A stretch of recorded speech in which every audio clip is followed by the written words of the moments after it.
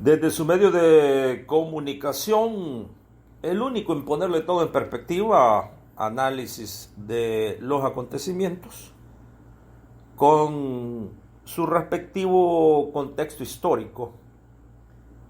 El Salvador y el mundo. ¿Qué es lo que se está comentando? ¿Qué es lo del momento? ¿Qué está pasando? Pero sin perder la perspectiva y bajo un minucioso, microscópico, telescópico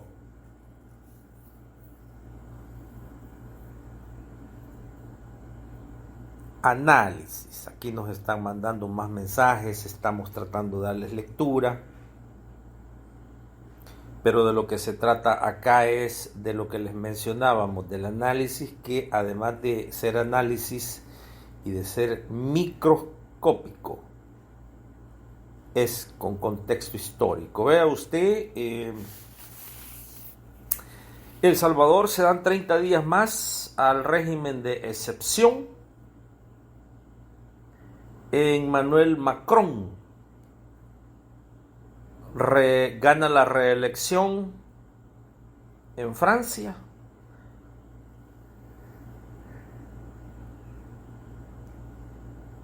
Funcionarios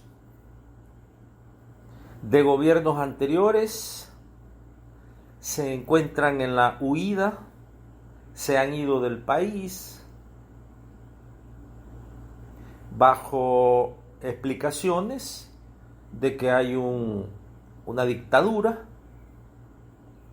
de que hay persecución política y se han ido del país. La guerra, la operación militar, la invasión, óigame bien, hay varios nombres que se le está dando a lo que está pasando en Ucrania, pero ya con el contexto usted va a quedar claro. Si es guerra, si es invasión, si es una operación militar. Suenan bastante parecidos, pero son bien diferentes en cuestión de contenido. Y ya verá.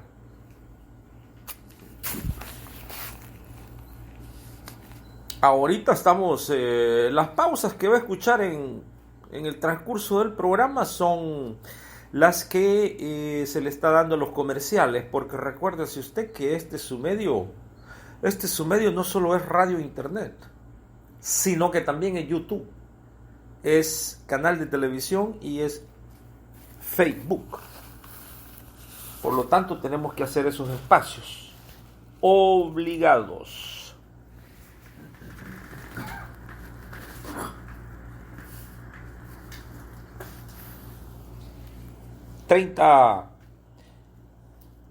La ampliación de los 30 días de el régimen de excepción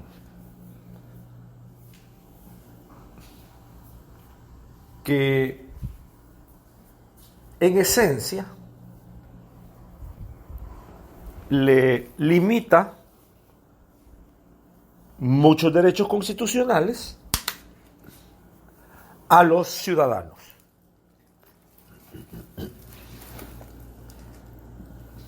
Y le da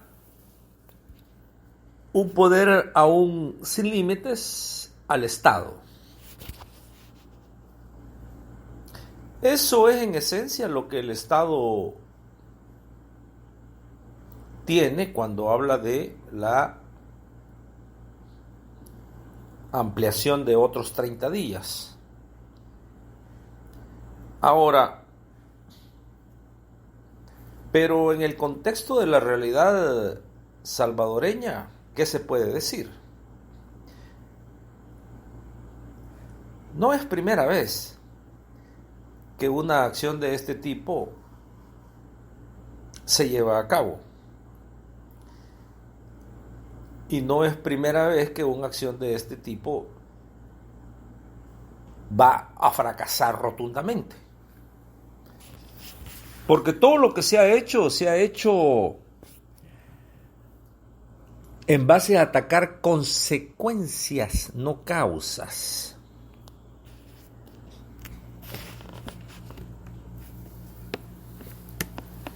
Las consecuencias estamos atacando y no las causas de un problema fundamental que tiene que ver con la estructura política, económica y social de una nación.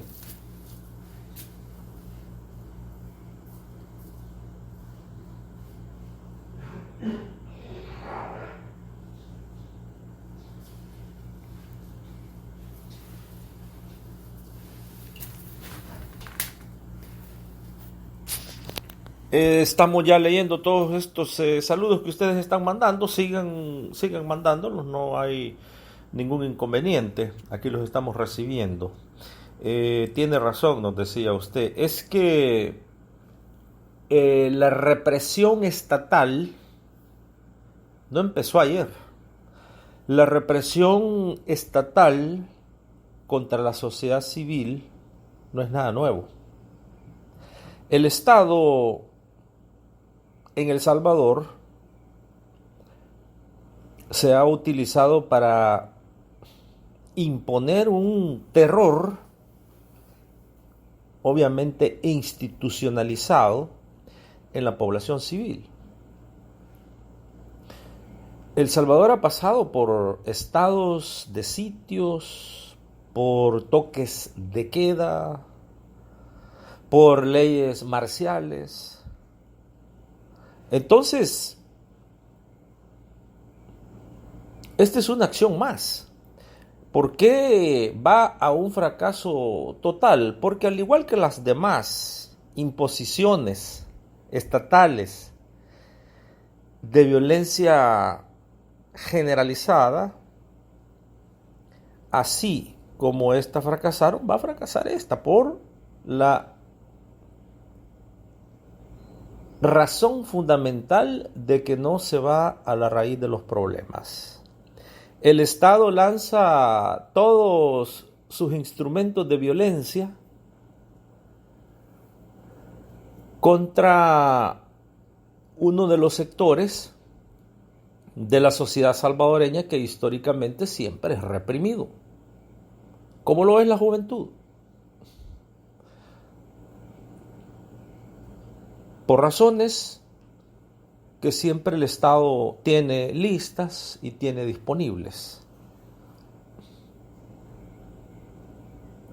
No es con la violencia estatal como se van a erradicar los problemas fundamentales de la condición humana del salvadoreño. No es con el ejército en las calles como se van a resolver los problemas de un desempleo que sobrepasa el 70% la población económicamente activa. No es con decretos presidenciales para institucionalizar la violencia del Estado que se van a solucionar los problemas del sector, en este caso informal, que sobrepasa el 80% de la población. Sector informal, entiéndase, niños vendiendo en las calles, jóvenes vendiendo en las calles, ancianos vendiendo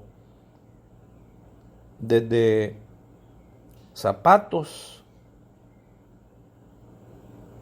periódicos, limpiando vidrios en las calles.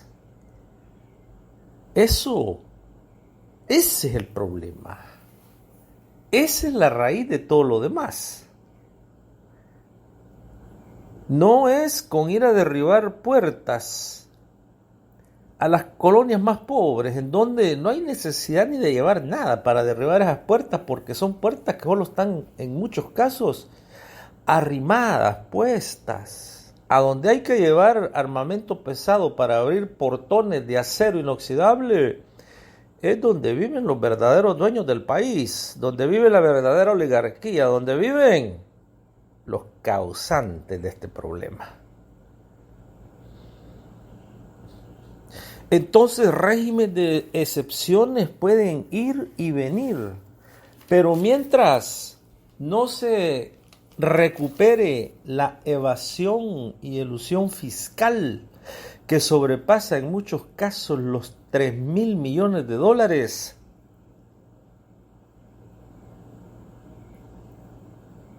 aquí pueden poner cárceles en cada pueblo, en cada cantón, en cada colonia.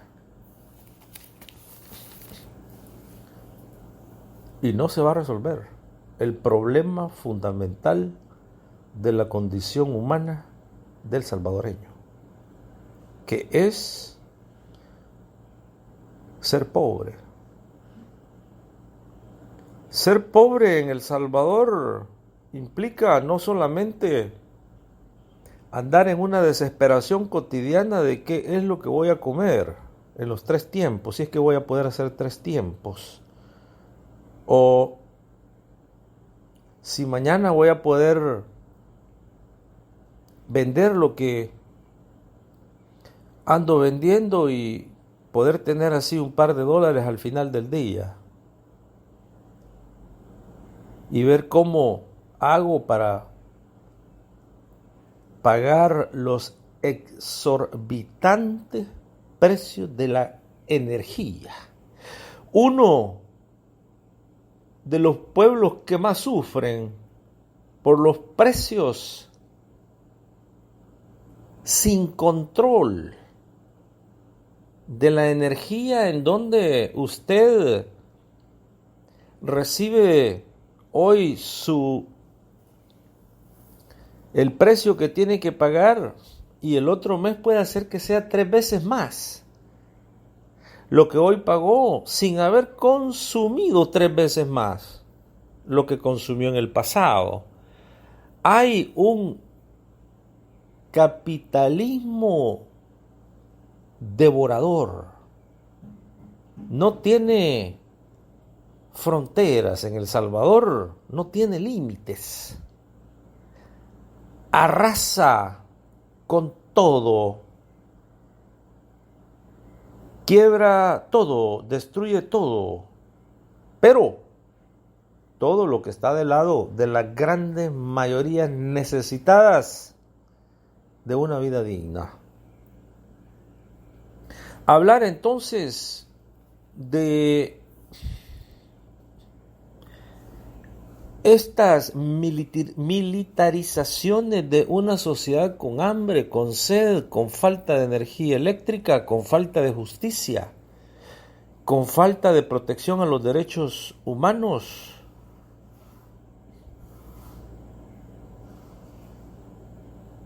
es complicadísimo, complicadísimo.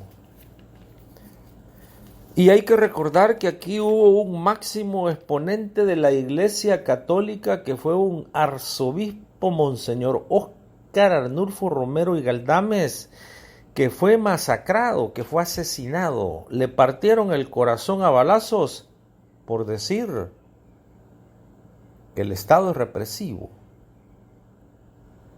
que el Estado oprime, que el Estado está en poder de poderes fácticos, que hoy todo el mundo los conoce, pero son intocables. Los que controlan las industrias de la telecomunicación, de las finanzas, de la economía formal e informal, del agro, de la construcción, de la farmacéutica. Todos estos es la oligarquía rancia, una oligarquía criminal que no cesa de desangrar a un pueblo que ya casi no tiene ni sangre. Miles y miles de jóvenes que lejos de ir a la universidad, están ahorita bajo condiciones medievales que la Santa Inquisición vería en estos momentos y diría, vaya, por lo menos no solo nosotros fuimos así de crueles e inhumanos con los humanos. Hoy vemos un gran número de salvadoreños que deberían de tener un trabajo digno y que están ahora esposados, apresados, sin ver la luz del día, por razones que no existen, más que en la mente de los dueños del país, y que, como tal, son los que tienen monopolizado el uso de la violencia.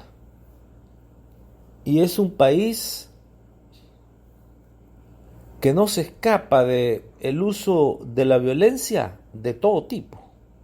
No solamente esta, militar represiva de muerte, sino que es una violencia económica, es una violencia social, es una violencia cultural, que la siente, la respira todos los días. Desde los cantones más pequeños hasta las grandes colonias y ciudades, se respira el aire de la desigualdad, de la violencia, de la indiferencia, de la injusticia, no solamente social, sino que económica, política, cultural, en donde no tiene espacio la sociedad en general. No tiene espacio para manifestarse. Por eso les mencionábamos, hoy, a 3 años casi, de un nuevo administrador del Estado que llegó barriendo por completo a los otros administradores, que de igual manera lo único que hacían era administrar a un Estado terrorista, a un Estado saqueador, a un Estado inhumano, a un Estado violento.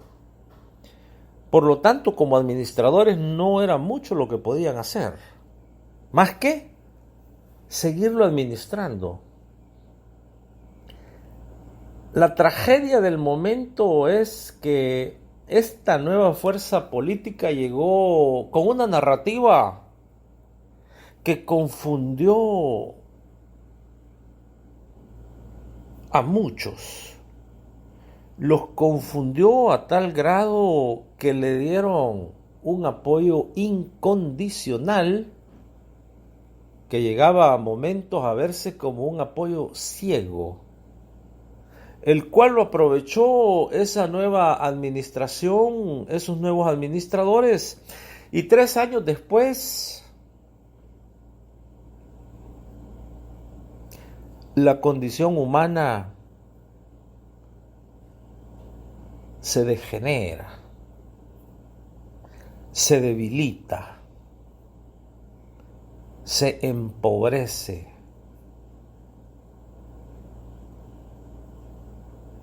Queda viendo a un horizonte cada vez más gris, en donde ve usted los precios de la electricidad elevadísimos, ciudades, pueblos, cantones sin agua,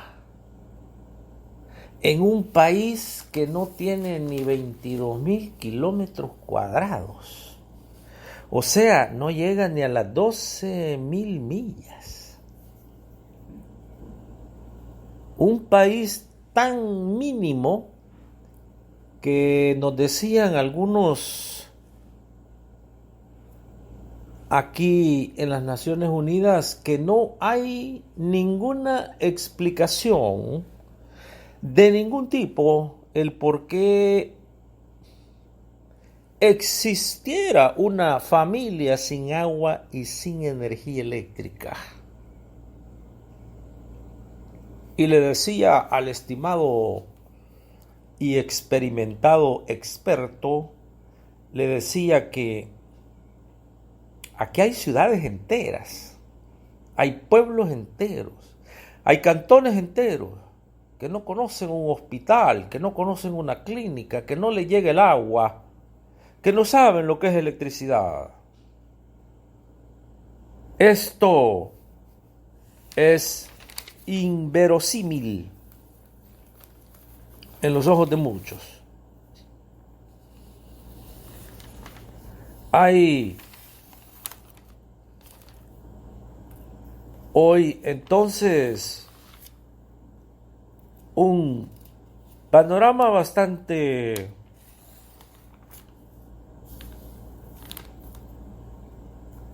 funesto, utilizaban esa palabra algunos.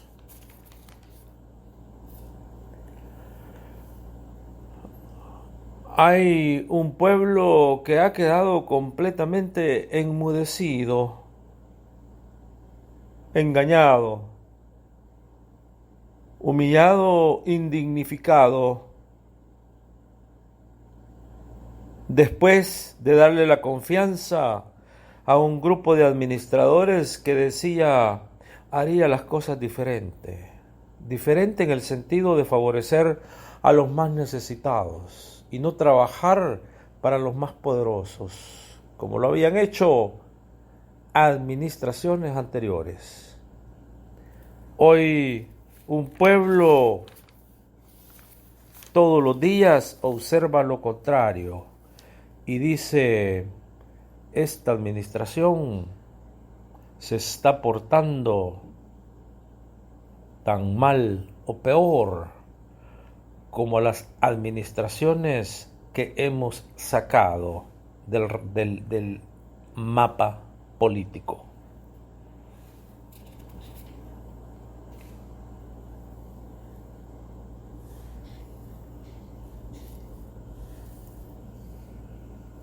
Algo viene, algo tiene que pasar. Dada la historia del país, la historia de su gente, la historia de su pueblo, algo tiene que venir. Y venir pronto. Porque aquí ya no es ni de sobrevivir.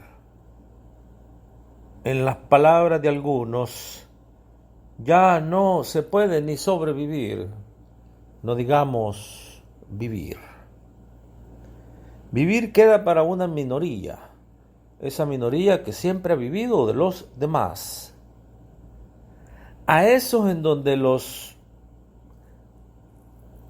días y meses de excepción y estados de sitio y toques de queda, ahí no llegan, a esas colonias no llega nada de eso, porque ellos son los que diseñan todo este conglomerado de acciones que conllevan directamente el uso de todo tipo de violencia, que desde los primeros minutos de su implementación es inconstitucional.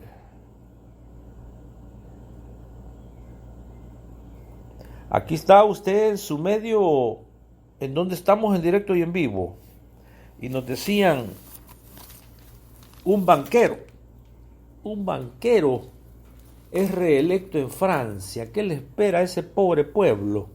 Bueno, a ese pobre pueblo, ¿qué le puede esperar cuando un banquero de los Rothschild que trabaja para los Rothschild. Le dan 5 años más. La única esperanza en Francia es de que la gran parte del pueblo se abstuvo, se detuvo y no fue a votar. De igual manera, un paréntesis aquí, recuérdense ustedes que la administración actual en El Salvador ganó con una minoría, porque de igual manera el pueblo no fue a votar. El mayor victorioso es casi siempre el abstencionismo. Ahí es donde se pregunta la incógnita del momento, no solamente de El Salvador, en Francia en este caso. Y después nos vamos a Ucrania, que es casi similar. Los grandes números del pueblo no acuden a ejercer ese deber constitucional el día de las elecciones.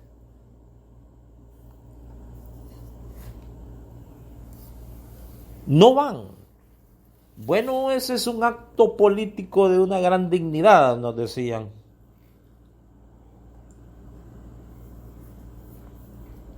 No ir a votar es tan importante o mucho más importante que ir a votar.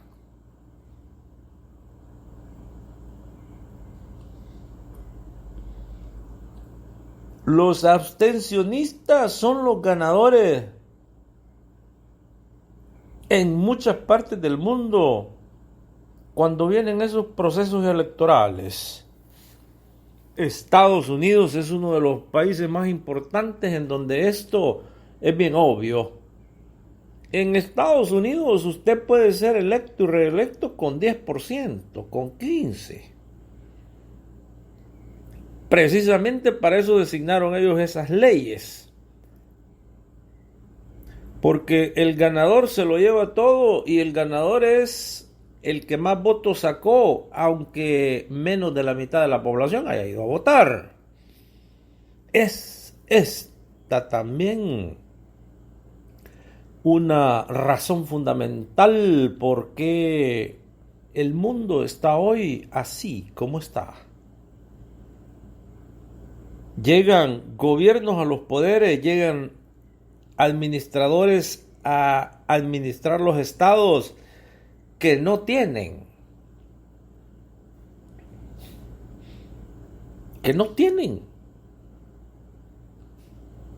ese apoyo general de una sociedad que no se presentó a votar por ellos.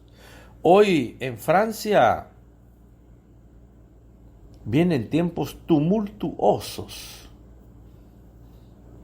Tienen a un banquero que privatizó, que neoliberalizó a Francia en los últimos 5 años. Golpeó a la clase trabajadora, golpeó a los sindicatos, los golpeó fuerte.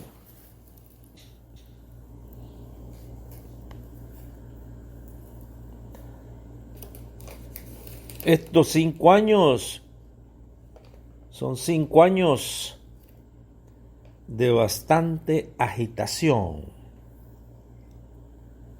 no solo en Francia.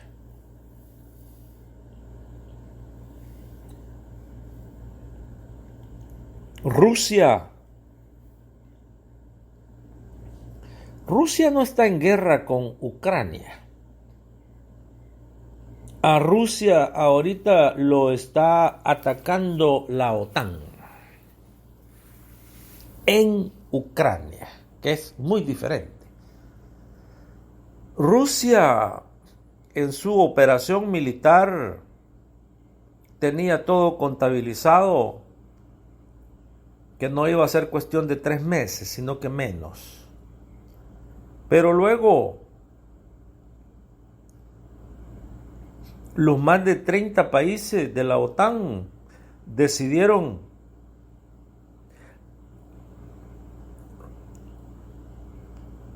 tomar este momento y crear así ese frente para desintegrar, para destruir, para desgastar a Rusia en el nombre de Ucrania. Para la OTAN, Estados Unidos OTAN, ya muchos lo saben que decir OTAN es decir Estados Unidos. Entonces hablemos de Estados Unidos. A Estados Unidos no le interesa que los 40 y tantos millones de ucranianos se mueran. Ese no es interés y nunca lo ha sido. Recuérdense ustedes allá en Vietnam. Más de 7 millones de vietnamitas asesinados. Rompieron al país los gringos y al final, fracaso total. ¿Qué les hace creer entonces que los gringos, Estados Unidos, no pudo con Vietnam, no pudo con Laos, no pudo con Camboya? Lo último, los talibanes en Afganistán. Después de 20 años salen huyendo los gringos. ¿Y qué les hace pensar que van a destruir a Rusia? Bueno, es que ese no es el objetivo final, sino que mantener a Rusia distraído, desgastándose militarmente y terminársela económicamente con todas las sanciones. Ese es el plan. Porque Rusia se constituye ya en este nuevo orden económico internacional como uno de los polos en un mundo multipolar. Y eso le duele a Estados Unidos y le duele a Europa. Suficiente, dicen ellos, con China, que es el próximo objetivo estratégico, político, militar y económico a destruir. Y por eso es que quieren mantener distraída a Rusia adentro de Ucrania. Ya venimos.